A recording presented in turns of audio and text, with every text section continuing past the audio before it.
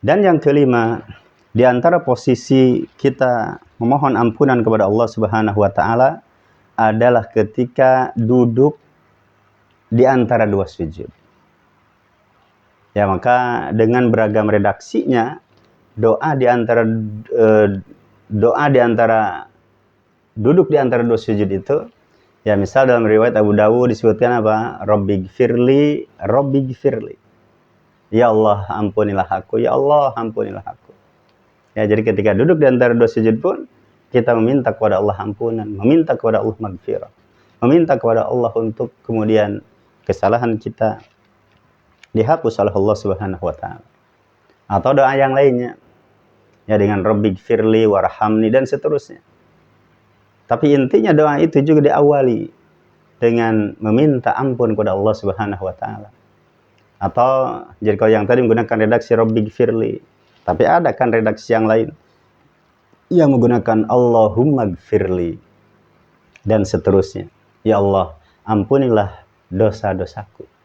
Memohon kepada Allah ketika duduk di antara dua sujud, ampunan dan maghfirahnya. Maka kita fokus untuk mendapatkan dan meraih ampunan Allah Subhanahu wa taala. Dan yang keenam, ini kelewat sebenarnya. Ya, yaitu apa? Ketika sudah ruku, kemudian apa? I'tidal. Maka disebutkan dalam hadis Rasulullah ketika bangkit dari ruku, ya belum mengangkat badannya, mengangkat kepalanya. Kemudian di antara penggalan doa itu, ya ada Allahumma, ya ada kata-kata apa? Ya Allah, Allahumma lakal hamdu, mil'us sama, wa mil'ul ardi, wa mil'u ma syi'ta min syai'im ba'd. Kemudian ada kata-kata Allahumma tahhirni bil ma'i wasalji wal ma'il barid. Ya Allah, ini di penggalan-penggalan akhir dari doa itu yang rutin dibaca oleh Nabi. Ya Allah, sucikanlah aku, bersihkanlah aku. Ya, dosa-dosaku ini mohon ya Allah dibersihkan dengan air, dengan es, dengan air yang dingin.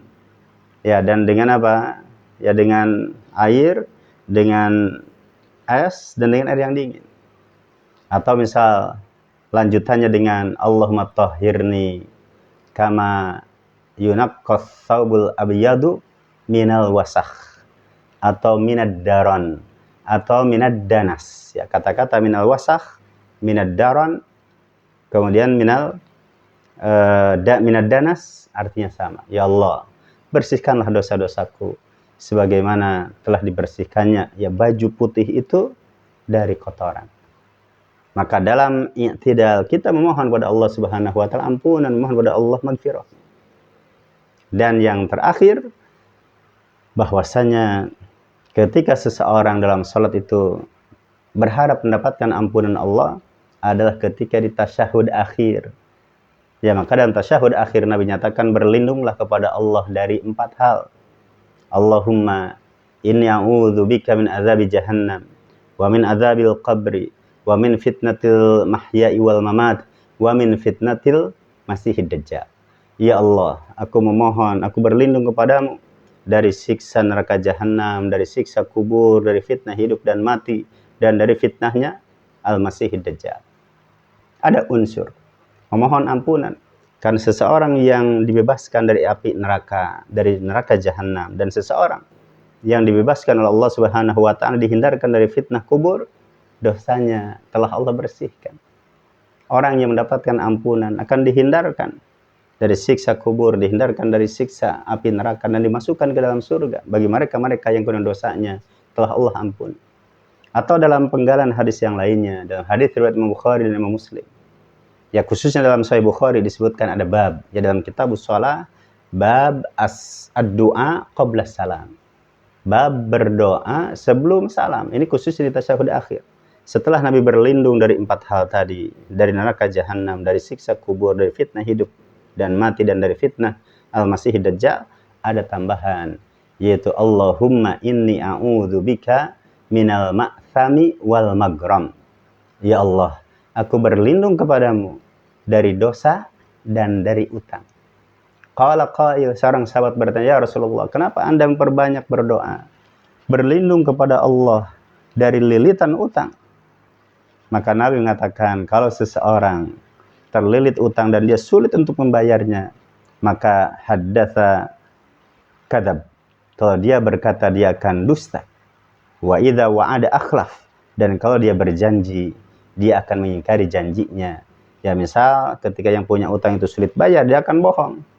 Ketika ditagih mengatakan, aduh uangnya kepake, aduh coba kalau datangnya kemarin. Ya, padahal udah saya siapkan tapi uangnya kepake. Dia ngomongnya bohong. Terus dia berjanji, maka dia janjinya akan mengingkari. Ya, sehingga mengatakan, udahlah coba datang lagi nanti minggu depan. Ya, ketika datang minggu depan, akhirnya apa? Ada alasan lagi. Dia mengingkari janjinya. Maka demikian Nabi kita berlindung kepada Allah Subhanahu wa taala ya dari siksa neraka, dari siksa kubur, dan dari 7 posisi tadi tentunya, belum lagi nanti dari doa-doa yang lain, termasuk membaca surat Al-Fatihah sendiri. Secara tidak langsung juga kita memohon kepada Allah Subhanahu wa taala agar diampuni dosa kita, kesalahan kita, dan dihindarkan dari siksa Allah, dihindarkan dari kemaksiatan, dan dihindarkan dari siksa kubur. Maka Ramadan ya di bulan atau di tahun ini, selain di dalamnya ada unsur meminta ampunan kepada Allah Subhanahu wa taala, juga dengan salat yang kita lakukan, dan kita optimis mudah-mudahan ya dari gerakan-gerakan salat, kemudian doa-doa yang terucap dari lisan kita di dalam salat yang ada untuk meminta ampunan kepada Allah Subhanahu wa taala, mudah-mudahan Allah Subhanahu wa taala mengampuni kesalahan kita dan dosa-dosa kita, dan kemudian dimasukkan oleh Allah Subhanahu wa taala ke dalam ridha-Nya, mendapat ridha Allah dan mendapatkan surga Allah Subhanahu wa taala. Amin ya rabbal alamin.